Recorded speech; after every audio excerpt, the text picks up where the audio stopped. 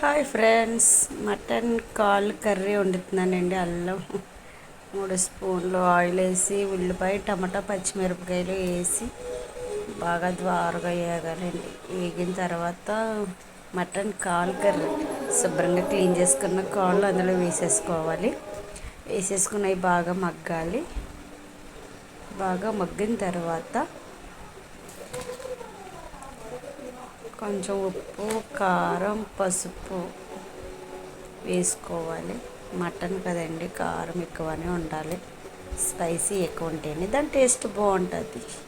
3 స్పూన్లు కారం వేసి అది బాగా తిప్పి మగ్గనివ్వాలి. తర్వాత మసాలా తీసుకోవాలి. అల్లం, వెల్లుల్లిపాయ, జీలకర్ర, ధనియాలు, ఎండు కొబ్బరి అన్నీ వేసుకుని మిక్సీ కొట్టుకోవాలండి. బాగానే పట్టుకున్న మసాలా ముద్ద మగ్గిన మటన్లో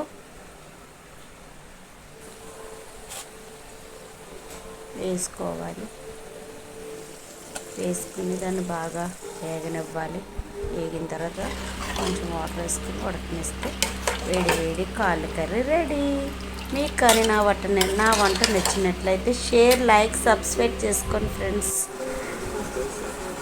చాలా టేస్టీగా ఉందండి. అయిపోయింది కర్రీ.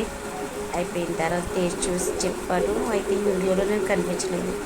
కర్రీ అయితే చాలా టేస్టీగా వచ్చింది, బాగుంది. లైక్ చేయండి ఫ్రెండ్స్. బాయ్.